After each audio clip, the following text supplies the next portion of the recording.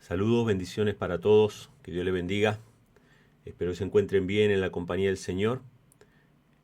Hoy quisiera compartir un, un punto que vengo mencionándolo en los temas pasados, que tiene que ver con cumplir nuestro propósito. Siempre menciono esto, ¿no? Que cuando olvidamos el propósito, la razón por la cual estamos, nuestra vida empieza a carecer de sentido, nuestros esfuerzos, nuestro trabajo, perdemos el norte, ¿no? Y todo lo que hacemos empieza a ser vano. Pero cuando una persona tiene su propósito marcado y tiene el sentido de su vida bien marcado y bien definido, no importa que esa persona, y puedo dar testimonio acerca de eso, ¿no? No importa que esa persona no pueda caminar, porque conozco personas que no pueden caminar. No importa que esa persona tenga problemas o achaques de salud, o que tengan una edad avanzada.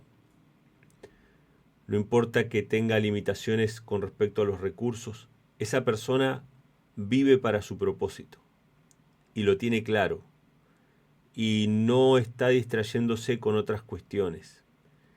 Y si en algún momento su fe flaquea, está dispuesto a confiar en la misericordia del Señor y seguir adelante. Entonces, la cuestión del propósito es fundamental. ¿Para qué estamos aquí? Dios nos ha llamado con un propósito.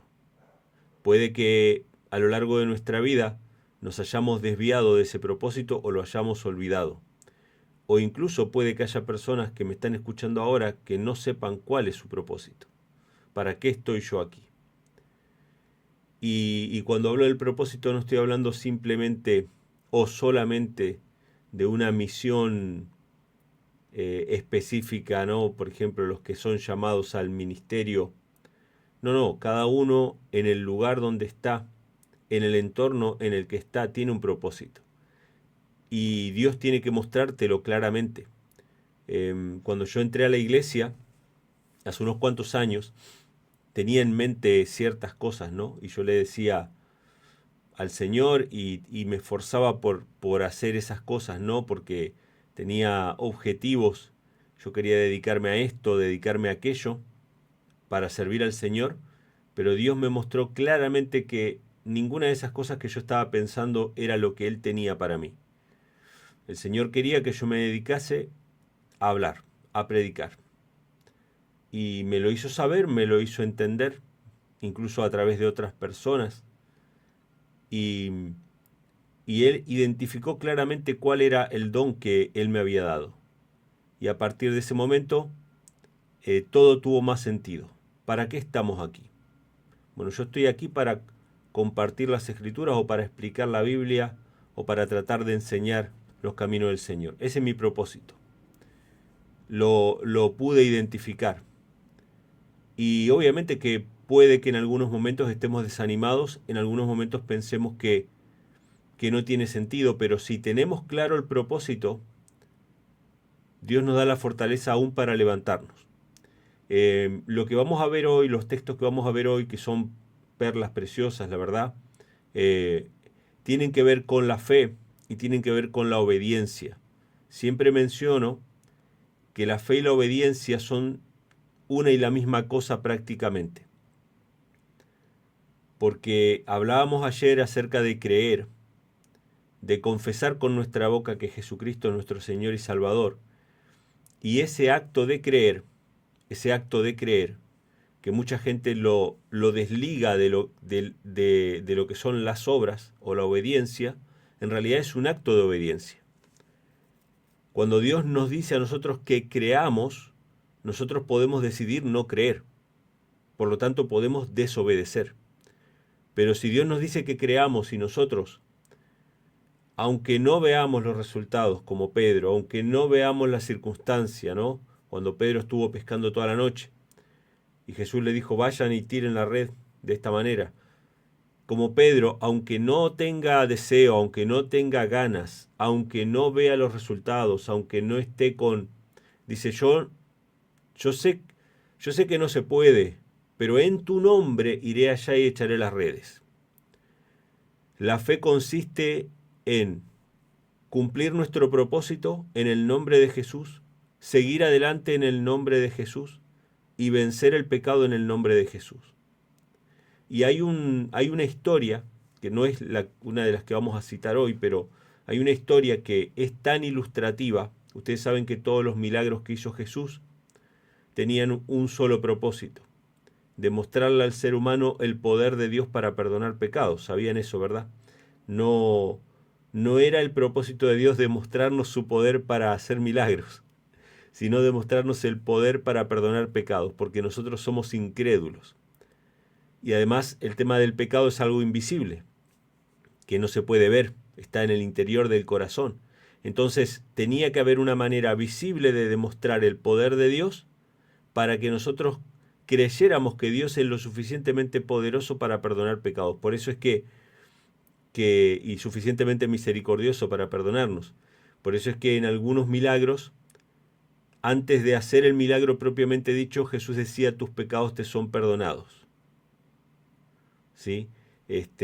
Nosotros somos tan incrédulos a veces que creemos que Dios puede hacer andar a un paralítico, pero no puede llevar mis pecados, no puede perdonar lo que yo hice, no puede limpiar mi corazón, no puede darme un corazón nuevo.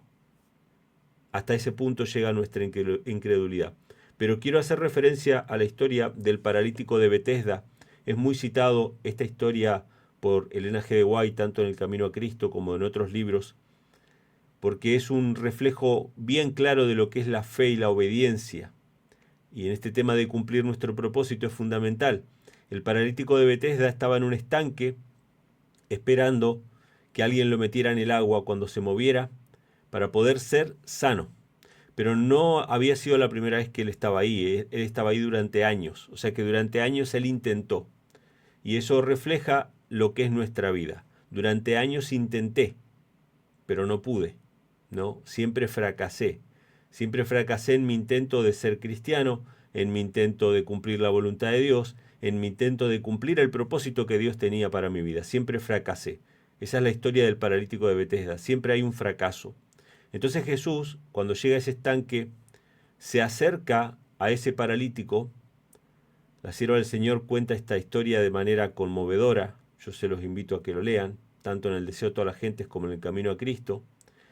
Se acerca y este hombre ve la cara de un hombre, de un joven, de un hombre que lo mira y le pregunta si quiere ser sano. Qué tremendo, ¿no? Así de golpe. Viene Dios y nos dice a nosotros si queremos ser sanos. ¿Querés ser santo? ¿Querés ser mi hijo? ¿Querés cumplir mi propósito que yo tengo para ti? Él nos mira y dice que este hombre no sabía quién era Jesús. Ya voy a mencionar algo sobre eso. Él no sabía quién era Jesús. Vio a un hombre que le dijo: ¿quieres ser sano? Y en su corazón surgió el deseo de ser sano. Porque obviamente que él quería ser sano. Y obviamente que nosotros queremos cumplir la voluntad de Dios. Pero dice que de inmediato a su mente vinieron todos sus fracasos anteriores. Y respondió de una manera desanimada. Él dijo: sí, pero no tengo nadie que me meta y cada vez que yo quiero meterme, va alguien y se mete primero. Fíjense qué tremendo, ¿no? Porque el tema del estanque es una cuestión del mundo. Es la manera en que el mundo trataba de resolver a través de sus supersticiones, a través de sus creencias. Y nosotros, cuando Dios nos dice: tú quieres ser mi hijo, quieres ser santo, quieres cumplir mi propósito, nosotros decimos: sí, pero ya intenté un montón de veces. Y referimos todos los fracasos, y Satanás pone en nuestra mente todos los fracasos pasados, en las cuales obviamente fracasamos porque utilizamos métodos humanos, porque lo hicimos a nuestra manera, porque intentamos ser salvos por obras, intentamos vivir una vida de santidad por nuestra propia fuerza, y eso es imposible. Y obviamente Satanás trae a nuestra mente todos esos fracasos pasados, y nuestro sí deja de ser un sí firme para convertirse en un sí dubitativo, dudoso. Así que este hombre le dice, sí, pero no se puede. Entonces Jesús, en ese momento, y recuerden que el paralítico no sabía quién era Jesús, Jesús en ese momento le dijo, levántate, toma tu lecho y vete, y anda. Lo que vino a continuación, Elena G. White lo describe como un ejemplo de la salvación del hombre, un ejemplo de la restauración que Dios hace en el corazón humano.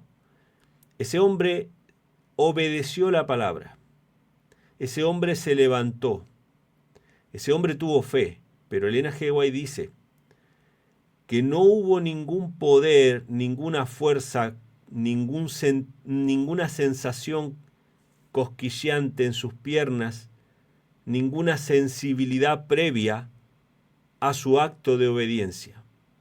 Elena G. White dice que si él hubiese querido, le hubiese dicho, Señor, sáname y entonces me levantaré y voy a andar. Él podría haber dicho eso, Señor, primero me tienes que sanar para que yo te pueda obedecer. Pero el hombre no hizo eso. El hombre obedeció la palabra y a medida que se levantaba, sus piernas recobraban el vigor. Qué tremendo, hermanos. Dios te dice, yo quiero cumplir mi propósito en tu vida, yo quiero que seas santo, yo quiero que seas mi hijo, yo quiero que me representes, tengo algo para ti. Y nosotros decimos, bueno, pero si no me arreglas primero, yo no puedo cumplirlo. Tenemos que obedecer, hermanos. Tenemos que creerlo, tenemos que aceptarlo. Vemos en el acto de esta sanación que la fe y la obediencia son una y la misma cosa. La fe que él tuvo en la palabra, él creyó la palabra. Él no creyó la palabra porque sintió algo especial en su cuerpo. Él creyó la palabra porque venía del Señor. Y quiero destacar otra cosa más, hermanos, que lo mencioné recién. Él no sabía quién era Jesús. Él no calculó las 70 semanas para ver si este que le hablaba realmente había nacido en el tiempo señalado. Él no le preguntó si era de la tribu de Judá. O sea, él no corroboró todas esas cuestiones. Y no estoy diciendo que no sean importantes, son importantes. Pero en lo que afecta a nuestra salvación es creer o no creer, obedecer o no obedecer. Él podría haberle preguntado, mira, hay mucha gente que dice que tienes espíritus inmundos, y haber cuestionado todo esto. Esta es una historia también, ¿no?, que nos lleva a otra del Antiguo Testamento, cuando se levantó la serpiente de bronce. Lean esa historia en Patriarcas y Profetas, cuando todas las personas estaban siendo picadas por serpientes, mordidas por serpientes, estaban muriendo. Dice que hubo gente que no podía entender cómo es que mirar una serpiente les podía sanar. ¿Cómo que solo mirando? ¿Y dónde está el proceso? ¿Dónde está la curación? ¿Cómo es que solo mirando voy a ser sano? Esa gente murió. La gente que obedeció, que hizo el acto de fe de mirar sin cuestionar, sin preguntarse, sin apelar a explicaciones ni nada por el estilo, sino que obedeció, fue sana. Las personas que cuestionaron la palabra del Señor perecieron. Habían muchos enfermos, muchos lisiados, muchos paralíticos en ese estanque. Pero hubo uno que creyó la palabra, que la aceptó. Dios tiene una palabra para nosotros y nosotros podemos aceptarla. Tú eres mi hijo, Dios nos dice. Tú eres mi hijo y yo tengo un propósito para tu vida. Puedes aceptarla o puedes cuestionarla en base a todos tus fracasos pasados. Puedes cuestionarla en base a las imposibilidades o a los obstáculos que existen. O lo aceptamos, creemos y obedecemos por consecuencia y empezamos a vivir una vida con propósito y a cumplir el propósito del Señor. O simplemente vamos a vivir una vida de dudas, una vida de fracaso espiritual. Voy a leer un pasaje que está en Jeremías capítulo 29, versículo 11, donde el Señor nos dice que no importa si nosotros sabemos o no sabemos lo que viene en el futuro. Lo importante que tenemos que saber es que Dios tiene un plan para nuestra vida. No sabemos de qué manera Él lo va a cumplir, pero descansamos en Él. Jeremías 29:11 dice, porque yo sé los pensamientos que tengo acerca de vosotros, dice Jehová. Nosotros, hermanos, creemos que Dios tiene ciertos pensamientos de nosotros, porque nosotros somos malos. Y pensamos que Dios es tan malo como nosotros. Pensamos que Dios se puede corromper como nosotros nos corrompemos. Pero Dios nos dice, vos no sabés lo que yo pienso, yo sé lo que yo pienso. Jehová dice, yo sé los pensamientos que tengo acerca de vosotros, pensamientos de paz y no de mal, para daros el fin que esperáis. Voy a poner estas palabras en algo más cotidiano, ¿no? Yo tengo un plan para tu vida. Y los planes que yo tengo son mejores que los que tú tienes. Y los pensamientos que yo tengo acerca de ti no son de mal. Yo no estoy tratando de arruinar tu vida. Yo quiero darle un sentido a tu vida.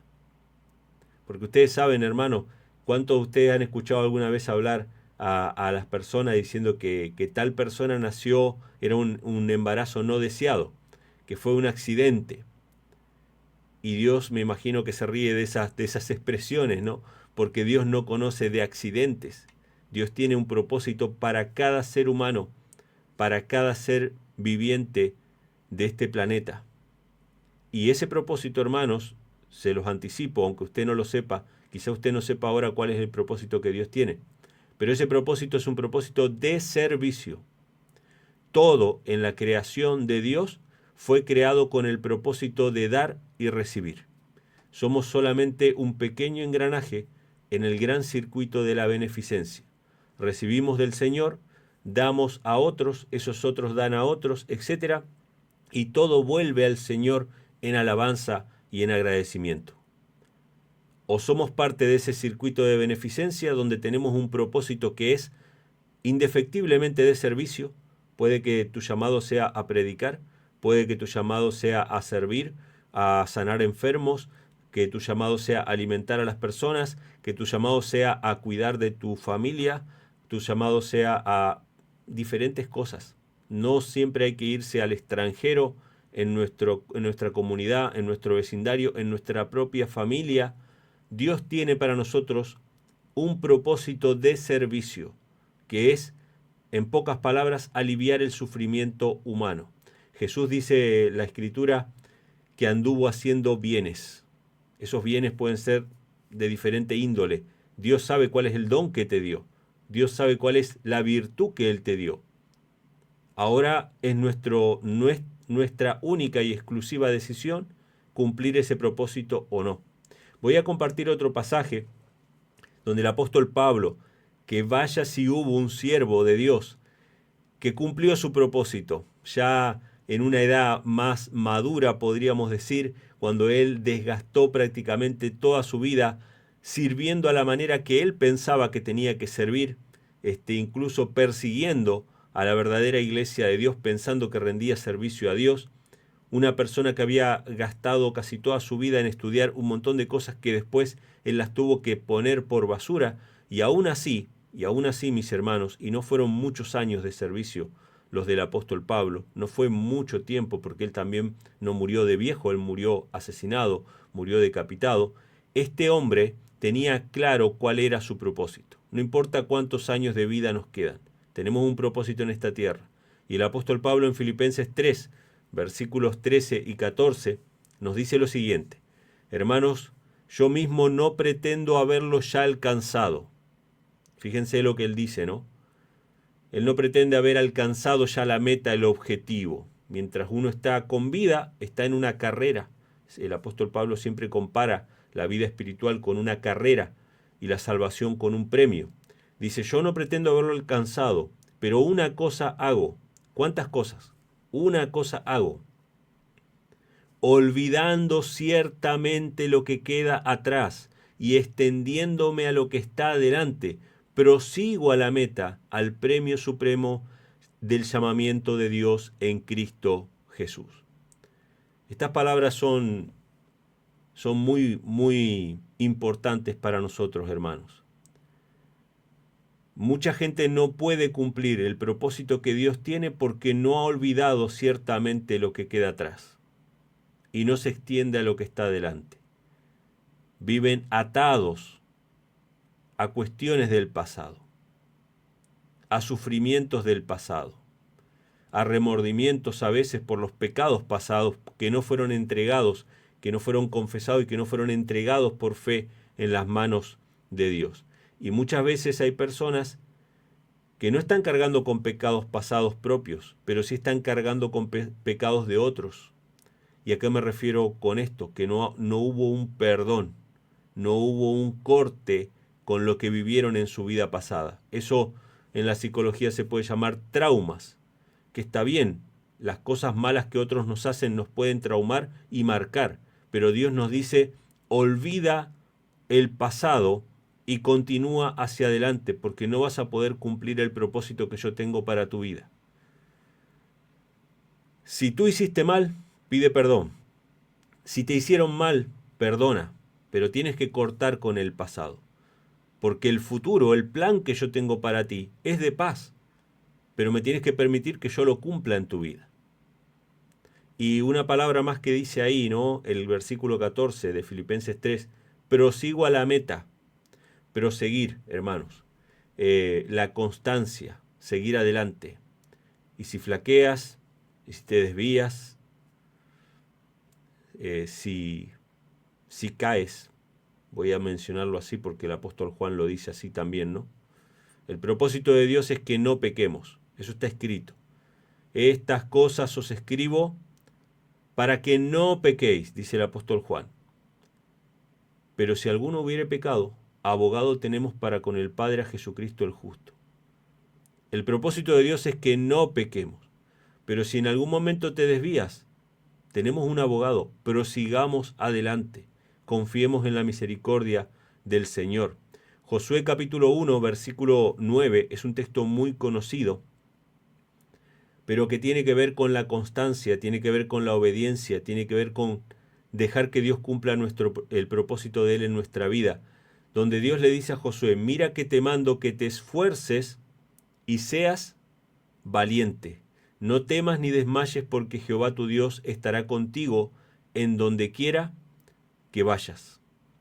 Y esta es una cosa que no me va a dar mucho tiempo de hablarlo, pero sí quisiera mencionarlo y resaltarlo aquí, ¿no? Se nos ha enseñado a través de el falso evangelio de la gracia barata, como le llaman, ¿no? Muchas iglesias cristianas y a veces también la iglesia adventista puede caer en ese error o en ese extremo, en un extremismo, de enseñarnos de que, bueno, está bien, Cristo llevó mis pecados, puedo confiar en Él para que Él sane mis pecados, pero no importa si seguimos pecando, no importa si, total, cuando Cristo venga y nos dé un cuerpo nuevo, nos va a dar también un carácter nuevo, una mente nueva. Vamos a pecar hasta que Cristo venga. Cuidado con eso, hermanos. La Biblia no enseña eso. Estas cosas os escribo para que no pequéis. Jesús le dice a la mujer sorprendida en adulterio, vete y no peques más. También se lo dice a un ciego, creo. Vete y no peques más para que no te venga algo peor. La gracia de Dios no elimina la parte humana de permanecer en Cristo. Ayer decía que hay dos palabras, ¿no? Venid a mí y permaneced en mí. Vamos a Dios como estamos, con todos nuestros pecados, con todas nuestras cargas. Él nos limpia de todo pecado y nos da un nuevo corazón. Es nuestro deber permanecer. Y a veces permanecer requiere un esfuerzo de nuestra parte. Requiere sacrificios. Pero vivimos en una sociedad que nos está enseñando que no hay que sacrificar nada, que no hay que poner fuerza de voluntad, ¿sí? Que no hay que levantarse temprano para estudiar, para leer, para orar. Permanecer en Cristo es aferrarse con todas tus fuerzas a Cristo. No desperdiciar, no pisotear esa salvación que no fue barata, que no fue gratis. Es gratis para nosotros, pero no fue barata ni gratis para Dios. A Dios le costó entregar a su amado Hijo. Lean después cuando tengan un tiempito en Primeros Escritos, la escena que habla acerca, en Primeros Escritos está dividido en dos partes. algunas son las primeras visiones y todo eso, y la segunda parte se llama dones espirituales. Y en esa segunda parte hay en orden cronológico toda la historia del gran conflicto, desde la caída de Satanás, la caída del hombre, etc. En la parte que habla acerca de la caída del hombre, si no me equivoco, no, el plan de salvación se llama así, se muestra la escena en que el Hijo se presenta delante del Padre para ofrecer su vida en rescate por la humanidad caída. Ese encuentro es contado de una manera tremenda por Elena G. White. Dice que el Hijo se presenta delante del Padre para decir que va a venir a morir por nosotros. Se presenta por segunda vez y se presenta por tercera vez delante del Padre. Y Elena G. White dice, ¿ustedes piensan que no le costó nada al Padre decidir entregar a su Hijo? Él luchó en su corazón para ver si dejaba morir a la raza culpable o entregaba a su Hijo unigénito. No fue fácil para el Padre decidir entregar a su Hijo. El sacrificio que fue hecho no fue hecho solamente por Jesús, fue hecho por el Padre. Cuando leemos de tal manera amó Dios al mundo que dio a su Hijo unigénito, estamos hablando de que el amor de Dios se mide en el tamaño del don que fue dado. ¿Qué fue dado? Fue dado el Hijo unigénito, fue dado todo lo que el Padre tenía. Entonces, esfuérzate, esfuérzate y sé valiente. Obedece, ten fe. La fe es obedecer, permanecer en Cristo. Un texto más que quisiera leer, Hebreos 12, versículos 1 y 2 dice, por tanto nosotros también teniendo en derredor nuestra tan grande nube de testigos, escuchen esto hermanos, despojémonos de todo peso y del pecado que nos asedia. Ahí el apóstol Pablo menciona dos cosas que hay que despojarse, de todo peso y del pecado, porque obviamente siempre él habla de correr una carrera, ¿no? Y nadie puede correr una carrera con mochilas, con cargas, y dice, despójense de todo peso y del pecado. Y acá hay dos cosas, acá no hay solamente el pecado obviamente que no nos va a dejar cumplir nuestro propósito, la desobediencia, la indolencia, no nos va a dejar cumplir nuestro propósito, pero hay algo más ahí, aparte del pecado dice, todo peso. Nosotros cargamos pesos que no son necesariamente nuestros pecados, pero los cargamos también, que son cuestiones de otras personas que nosotros decidimos voluntariamente cargar en nosotros, o temores, o cuestiones que suceden o que pueden llegar a suceder que nosotros las cargamos. Y Dios dice, despójense de todo peso. Cada cosa que a nosotros nos puede llegar a causar un ápice de angustia, para Dios no es poco importante. Se lo podemos llevar en oración. ¿Cómo hacemos para despojarnos de todo peso? Cada día caer delante del Señor y depositar delante de Él todas nuestras angustias, tristeza o lo que fuera. Todos los días podemos hacer eso. Entonces dice, corramos con paciencia la carrera que tenemos por delante. Esa palabra paciencia la podemos juntar con la constancia, con la perseverancia, con esforzarnos. Corramos con paciencia la carrera que tenemos por delante, puestos los ojos en Jesús, el autor y consumador de nuestra fe. Nuestros pioneros adventistas, cuando hablaban acerca de la salvación, ellos eran muy sistemáticos para explicar las doctrinas bíblicas. Y usaban términos que por ahí no están en la Biblia, pero son bien claros para poder explicar estas cuestiones. La Biblia nos habla de salvación y santidad, ¿no? Son dos cosas diferentes, pero que van de la mano. Nadie puede ser santo sin ser salvo previamente, ¿sí? Hay gente que quiere ser santa sin haber sido salvado, sin haber entregado su corazón al Señor. Y esto Jesús lo explica claramente diciendo, nadie pone un paño nuevo, un remiendo nuevo en un paño viejo, porque el remiendo nuevo tira de la rotura y se hace más grande. Nadie puede ser santo si primero no ha sido justificado. Y esa justificación los pioneros la llamaban justicia imputada. Y la santificación que venía posterior a la santidad, los pioneros la llamaban justicia impartida. La justicia imputada era que Cristo simplemente intercambiaba, Él se llevaba nuestros pecados y nos imputaba su justicia, y ahora éramos vistos como justos y santos delante de Dios. Es aquel que va con todos sus pecados a Dios, entrega su corazón y Dios le da una nueva vida, un nuevo corazón. Pero la justicia impartida es el permanecer en Cristo, es el día a día en Cristo.